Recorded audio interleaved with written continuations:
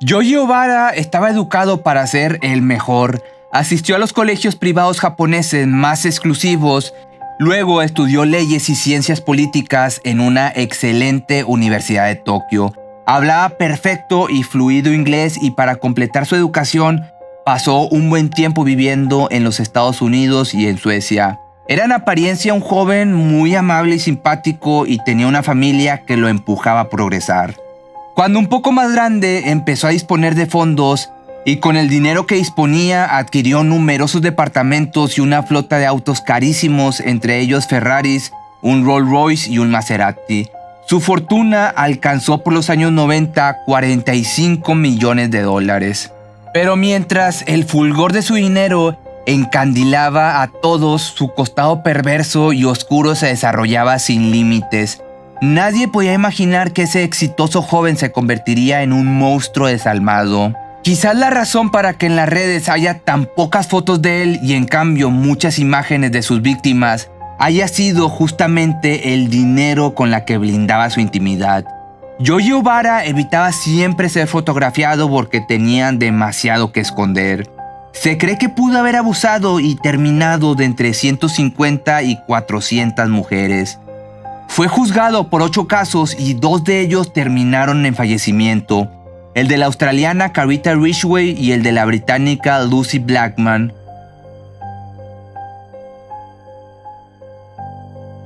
En el video de hoy te voy a contar la historia de Yoji Obara, un poderoso y millonario empresario que usaba un antifaz para agredir a sus víctimas.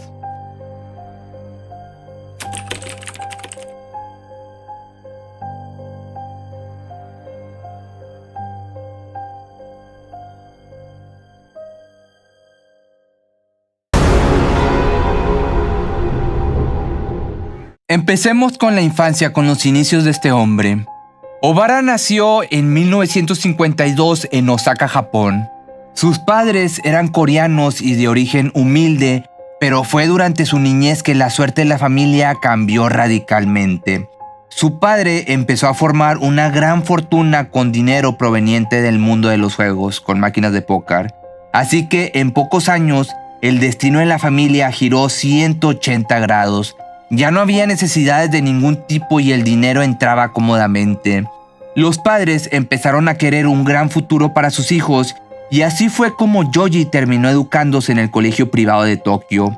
Diariamente recibía un montón de tutores para distintas actividades. A los 15 años entró en la prestigiosa secundaria que está asociada en la Universidad de Keio y eso le garantizaba la aceptación de esa institución cuando se graduara. 2 años después, su padre lamentablemente fallecería súbitamente en Hong Kong. Yoji, que tenía solamente 17 años, y sus 2 hermanos heredaron las propiedades que el jefe de la familia había acumulado en Osaka y en Tokio.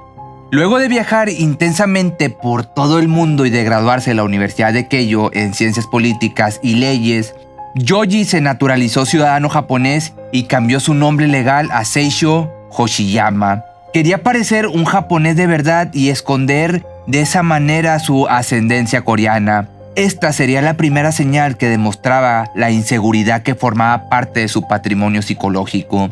Pero a los 21 años se arrepintió del cambio y volvió a su antiguo nombre. Siguiendo el camino de su padre, comenzó a invertir en propiedades y estando en las bienes raíces le hizo ganar fortunas y superó en habilidad a su progenitor. Llegó a acumular $45 millones. Para entonces, Obara ya le había demostrado a todos su gran habilidad para los negocios, pero la suerte no sería eterna. Por los años 90 sucedió un desastre económico que lo llevó a perder gran parte de su fortuna y empezó a ser perseguido por sus acreedores y se dice que terminó lavando dinero de grupos peligrosos. Ya sabes a qué tipo de grupos me refiero. Una de las pocas fotos públicas que circulan en internet de Yoji Obara es en blanco y negro, que te la voy a estar dejando aquí, y lo muestra al principio de los años 70. Poco después, su inseguridad afloró nuevamente y se operó los ojos para hacerlos más redondos y menos rasgados. De todos modos, siempre recurrió a los lentes negros, a los lentes de sol, para esconder su mirada del mundo y durante toda la vida adulta evitó las cámaras. Yoji Obara llevaba una vida al límite. Estaba convencido de que su riqueza le garantizaba el acceso a todo lo que él deseara, en especial a las bellas mujeres occidentales altas y elegantes. Sus amigos de aquel entonces revelaron otro rasgo de Obara, al contar que recurría a realces internos en sus zapatos para ganar altura y que tomaba hormonas del crecimiento. Medir 1,67 m lo torturaba internamente. La pasaba mal por no ser más alto como esas mujeres a las que codiciaba. Fue por esos años que se volvió adicto a los bares donde las recepcionistas eran, en general, bellas jóvenes llegadas de Occidente. Ellas lo atendían y le entregaban con mucha simpatía sus tragos vestidos con ropa muy sensual, y uno de sus bares preferidos era en Roppongi, una zona sórdida de Tokio. Por la noche, ese barrio cobraba una alocada vida donde se mezclaban extranjeros, borrachos, modelos rusas, mafiosos y banqueros adinerados. Bajo los coloridos carteles de neón, la realidad aparecía un tanto distorsionada y muy intensa. Todos buscaban diversión y conformaban un cóctel audaz dentro del cual los oscuros deseos de Obara podían ser saciados sin demasiada vigilancia. Fue ahí donde empezó todo, o mejor dicho, donde comenzó a terminar todo. Porque los espantosos hechos cometidos por Obara llevaban años sucediendo, solo que nadie lo sabía. Fue su última víctima quien llevó a descubrir al perverso monstruo que habitaba en Yoji Obara. De haberse descubierto antes, la historia podría haber sido muy distinta para decenas de mujeres atacadas por este sádico millonario. Fue en esa misma zona de bares sórdidos donde Lucy Blackman se topó con Obara. Lucy Jane Blackman nació el 1 de septiembre del 78 en Kent, esto en Gran Bretaña, y cuando terminó el colegio comenzó su vida adulta empezando a trabajar como azafata para la aerolínea British Airways, y a los 21 años con su amiga Louise Phillips decidieron explorar un poco el mundo porque la idea era ganar algo de dinero para pagar algunas deudas y pasar por la experiencia de vivir en el extranjero. Así que llegaron a Tokio, Japón con una visa turística por 90 días en el año 2000. Lucy encontró trabajo como mesera en el bar de la discoteca Casablanca, un lugar nocturno frecuentado mayormente por hombres, en Roppongi, y ella, rubia, atractiva y alta, tenía el estilo de las mujeres que lo atraían a Obara. La noche del sábado 1 de julio del año 2000, llamó a su amiga y le dijo que saldría con un cliente que había conocido en el bar. Luego se esfumó sin dejar ni un solo rastro. A la mañana siguiente, el 2 de julio, Louise Phillips recibió una llamada de un hombre que no se identificó y él le dijo algo que le sonó rarísimo, casi ridículo. Que Lucy se había unido a una secta religiosa y que no quería ser contactada ni por sus familiares ni por ella. Alarmada, entonces llamó enseguida a Gran Bretaña a la familia Blackman y Sophie, hermana de Lucy, voló el 4 de julio a Japón. Cuando fueron juntas a la policía para hacer la denuncia y explicar de qué trabajaba la joven desaparecida, sus declaraciones fueron automáticamente desestimadas. La policía les dijo que era frecuente que este tipo de mujeres se fueran de vacaciones sin dar explicaciones, con sus amigos a Tailandia o a Bali. Entonces, las autoridades apáticas demostraron el sexismo y la discriminación en algunos niveles de la sociedad japonesa. Las recepcionistas o anfitrionas caucásicas de bares en Japón eran directamente consideradas como mujeres de la vida galante que se aprovechaban de sus clientes y trabajaban ilegalmente. Sin embargo, el padre de Lucy, Tim Blackman, un desarrollador inmobiliario, viajó también rápidamente a Japón y no se quedó de brazos cruzados. Aprovechó que el secretario de Asuntos Exteriores británico, Robin Koch, estaba de visita en Tokio acompañando al primer ministro inglés y se acercó a él con su problema. Su hija estaba desaparecida en un país lejano. Este tema escaló y cuando el primer ministro Tony Blair, en medio de la visita oficial, le mencionó el asunto a su par japonés Yoshiro Mori, se dispararon todas las alertas de los funcionarios. Así que el 13 de julio, Tim Blackman dio una conferencia de prensa y consiguió importantes titulares en los diarios de los dos países sobre la misteriosa desaparición de Lucy Blackman. Entonces con esto el caso explotó en los medios. El 21 de julio, el primer ministro inglés, Tony Blair, recibió a la familia Blackman. El tirón de orejas no demoró en llegar y la policía de la ciudad de Tokio puso más oficiales en el caso. Así que el 1 de agosto llegó una carta a la policía, era de alguien que decía ser Lucy Blackman, y pedía que la dejaran en paz porque estaba haciendo lo que quería, que obviamente nadie tomó en serio esta carta. Y como resultado de toda esta movida aparecieron 3 mujeres extranjeras que describieron haber vivido circunstancias muy extrañas luego de haber estado con un empresario llamado Yoji Obara. Contaron que se habían despertado enfermas y muy adoloridas en la cama de ese hombre, y luego no recordaban nada de lo ocurrido la noche anterior. Si bien estos hechos habían sido reportados a la policía del barrio de Roppongi, sus testimonios habían sido ignorados por las autoridades. Cuando profundizaron en la investigación, los detectives encontraron puntos y descubrieron a un tal Nishida, un extraño hombre que había pagado los gastos hospitalarios de una recepcionista de un bar llamada Carita Ridgway. Esta joven australiana había fallecido de manera extraña en el 92, más de 8 años antes de este suceso. Unas facturas y transferencias en el caso de Ridgway demostraban que ese Nishida no era otro que el poderoso empresario Yoji Obara, y con esto todo comenzaba a cerrar. Con la primera puesta en él, encontraron su vivienda. Ahí había montañas de evidencias que lo incriminaban. El retrato de Yoji Obara comenzó a tomar forma y el hombre era visto como un excéntrico millonario, un adicto a las sustancias ilícitas que tenía una tremenda obsesión con las mujeres blancas y occidentales, a las que veía como posesiones que le otorgaban estatus social. Así que cuando empezaron a investigar su conducta se dieron cuenta de que en pos de materializar sus deseos había comenzado desde hacía mucho tiempo a administrar sustancias ilegales para someter a sus víctimas. De esa manera las dejaba inconscientes y abusaba de ellas. Obara, además, como si esto no fuera suficiente, grababa sus actos. Entre los miles de videos encontrados, unos 400 eran profesionales. Todos fueron recuperados por los detectives de investigación y no solo había mujeres occidentales en esas filmaciones, sino que también había orientales. Por ello se estimó que la cantidad de víctimas se situara en alguna cifra entre las 150 y las 400. Muchas imágenes eran realmente escalofriantes y mostraban a Obara sin ropa, usando solamente una máscara del zorro mientras abusaba de mujeres indefensas. Encontraron también un extenso diario personal donde hacía referencia al juego de las conquistas.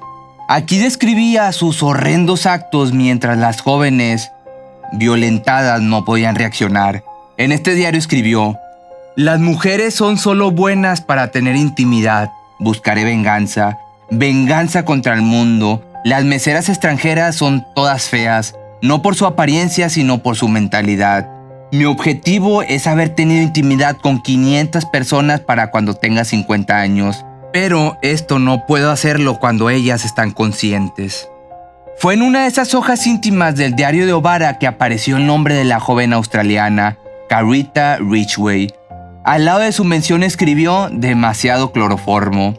La policía entonces desempolvó este viejo caso y afortunadamente el hospital donde había estado internado Carita había guardado una muestra de su hígado. Los peritos pudieron confirmar sus sospechas y encontraron niveles tóxicos de cloroformo. Pero antes de seguir con Lucy vamos a centrarnos un poco en Carita.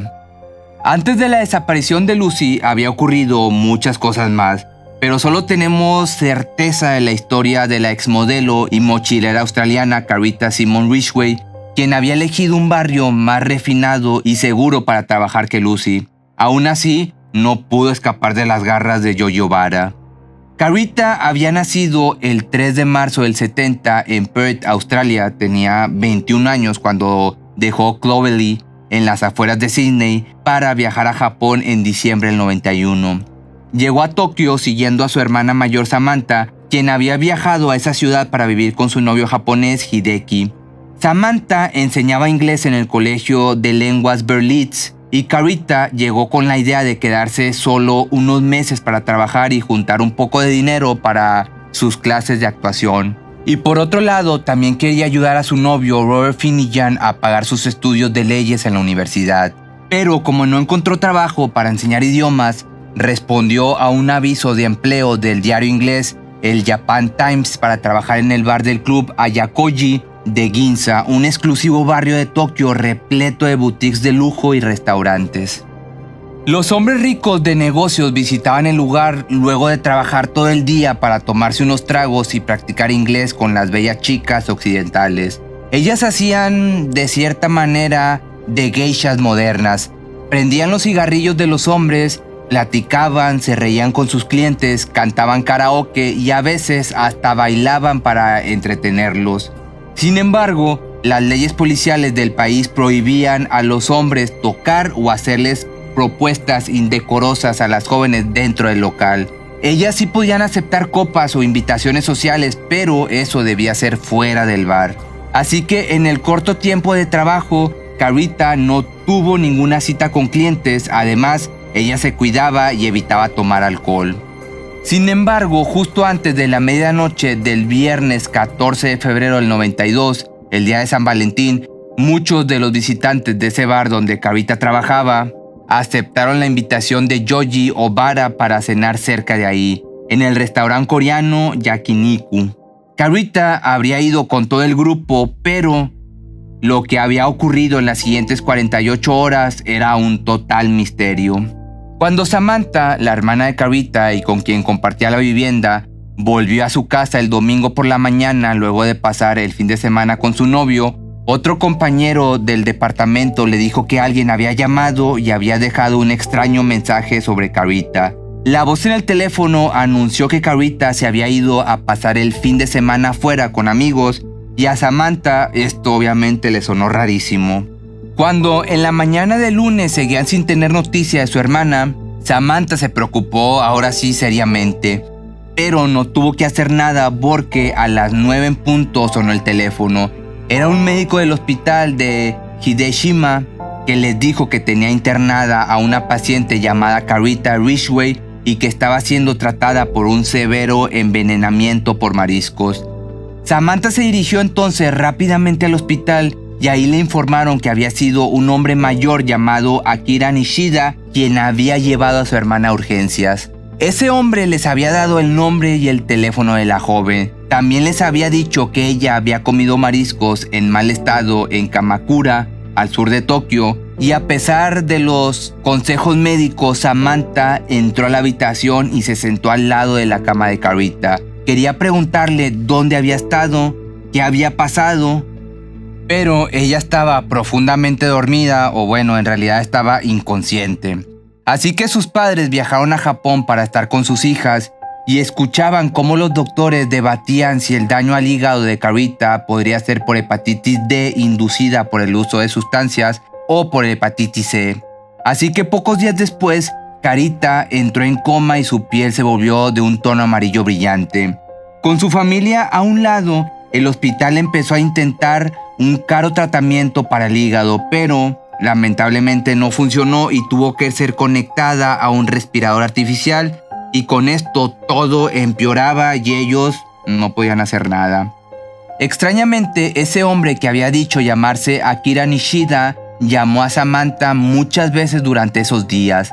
Repetía su historia con insistencia que Carita se había intoxicado comiendo mariscos y él había llamado a su doctor personal cuando empezó a tener náuseas y le había dado un remedio para eso, pero cada vez que Samantha intentaba que él diera un teléfono donde pudieran ubicarlo, él cortaba la comunicación.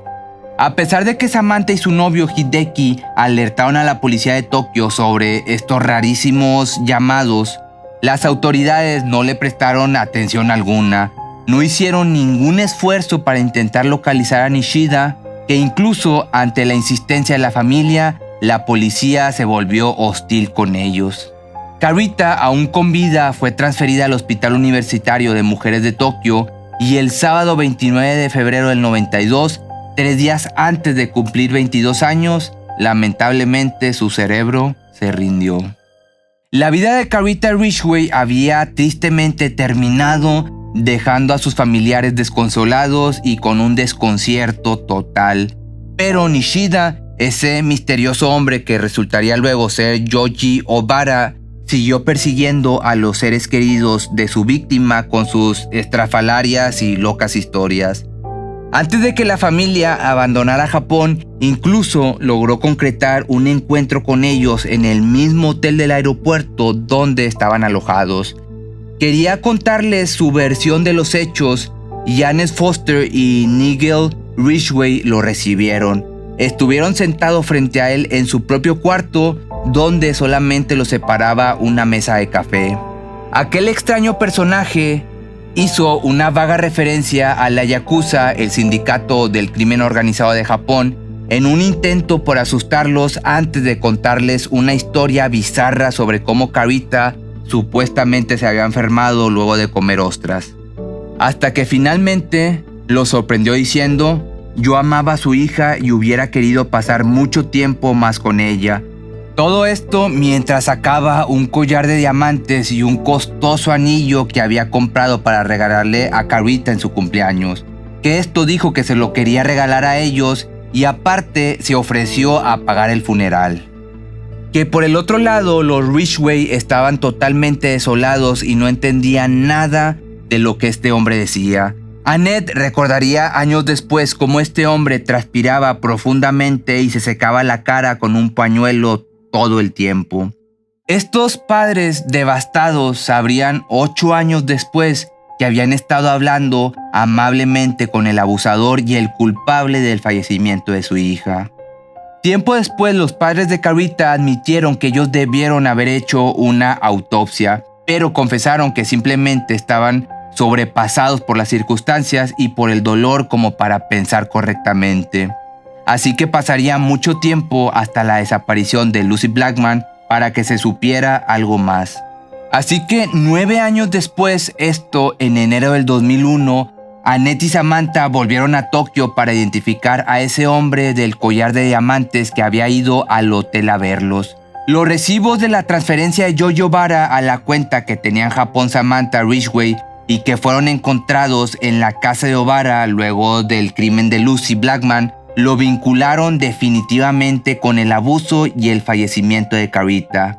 Con esto no había ninguna duda que Nishida era Yoji Obara. Cuando allanaron el departamento de Obara, entre los miles de videos incautados se encontraron las imágenes clave que mostraban a Carita con Yoji Obara. Sin embargo, los investigadores se rehusaron a mostrar la filmación completa a los familiares de Ridgway para no generarles más traumas. Lo que se dedujo y que pasó esa noche es que Obara le había ofrecido a Carita Ridgway llevarla a su casa y que en vez de hacerlo, la intoxicó y la durmió con cloroformo para abusar de ella. Eso condujo a su falla hepática y su muerte cerebral. Así que en octubre del año 2000, Obara fue culpado de intoxicar, abusar y quitarle la vida a Lucy Blackman, y también se le imputó por el abuso de otras 8 mujeres y por la muerte de Carita Ridgway. La fiscalía estableció el modus operandi, que se basaba en que escogía a las víctimas y las llevaba a su departamento sobre la costa, donde les ofrecía un vaso de vino que contenía rohypnol. Una vez desvanecidas, las llevaba a su cama, donde las sometía durante horas.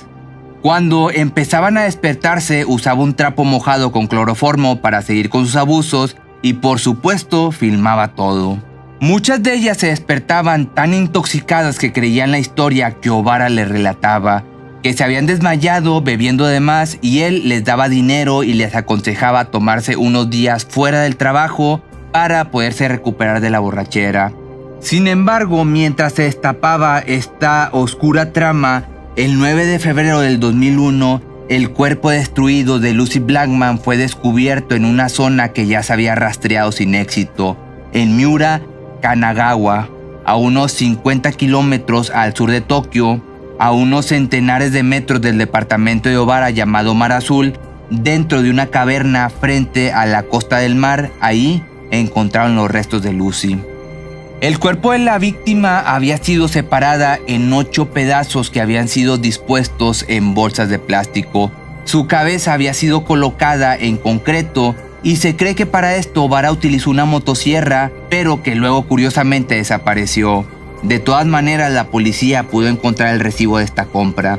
Lamentablemente, los restos estaban tan descompuestos que fue imposible para los peritos forenses discernir la causa exacta del fallecimiento. Entonces, Ovara declaró haberle dado una bebida con una sustancia para luego abusar de ella en su condominio, pero dijo ser inocente respecto a su fallecimiento y que lo ocurrido había sido algo involuntario.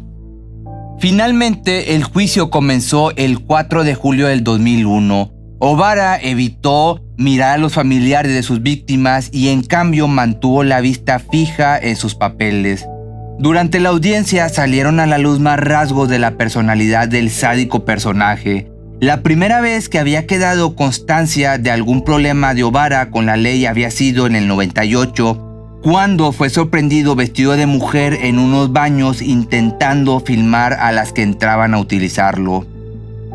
También se dijo que cuando habían revisado sus propiedades habían encontrado el esqueleto congelado de su perro, de su pastor alemán, que amaba tanto que cuando murió tomó la decisión de congelarlo y cubrirlo con rosas. Así que tiempo después, el 24 de abril del 2007, fue condenado a perpetua por todos los cargos a excepción del abuso y el fallecimiento de Lucy. Esto, aunque parezca increíble por la falta de evidencias por el estado en que se encontró el cuerpo. Que esto es bastante irónico, que la desaparición de Lucy lo llevó a la cárcel, pero no fue por ese crimen que mereció perpetua, sino por la autopsia sobre el trozo de hígado de Carita Ridgway inundado con cloroformo. Sin embargo, la falta de condena por Lucy fue apelada. El 25 de marzo del 2008 comenzó un juicio de apelación que terminó el 16 de diciembre del mismo año con la Corte Suprema de Tokio encontrando a Ovara culpable de secuestro, de mutilar el cuerpo y de disposición del cuerpo de Blackman, pero no de quitarle la vida. Aunque esto suene bastante bizarro y bastante extraño, lo acusaron de cortarla en pedacitos, pero no de haberle quitado la vida. Y aparte, increíblemente, Ovara mantuvo su inocencia durante el juicio y alegó que las víctimas eran adictas a las sustancias y que habían arreglado con él cambiar intimidad por dinero. Este hombre tuvo la fortuna de escapar a la pena de muerte, algo que en Japón es legal para los culpables de homicidio o traición. Pero, bajo la ley japonesa, la prisión perpetua es de solamente 20 años. Si se cuenta el tiempo que Ovara estuvo detenido antes del juicio, el año pasado se cumplen las 2 décadas desde su encarcelamiento. El temor de los Blackman y de los Ridgway es que Yoyo Ovara fuera puesto en libertad condicional, que al parecer, a lo que estuve investigando, todavía sigue preso. Pero no dudo que en un corto tiempo salga libre. Por otro lado, el padre de Lucy, Tim Blackman, aceptó en su momento las 450,000 libras que un socio de Ovara le otorgó como una suma compensatoria, algo que es legal en Japón. Sin embargo, esto lo enfrentó con el resto de la familia que se oponía a recibir dinero del acusado. Su exmujer y madre de Lucy, Jane Stair, y sus otros hijos lo denunciaron en ese momento por poner en peligro el resultado del juicio. Pero Tim vive ahora en la isla White con su segunda esposa, Josephine, y dice encontrar fuerza socorriendo a los que tienen un ser querido desaparecido con la fundación que creó con ese dinero. Serían unas 600 las familias ayudadas en todos estos años y él explica que es la única organización no gubernamental que ayuda a las familias en el exterior que pasan por esta situación. Mientras que la familia Ridgway, a diferencia, no aceptó jamás el dinero proveniente de algún círculo de Ovara. Y Annette, su madre, afirma que no quería que la corte pudiera reducirle la pena por esto y entonces esta fue la razón por la cual no aceptaron ese dinero en compensación por la pérdida.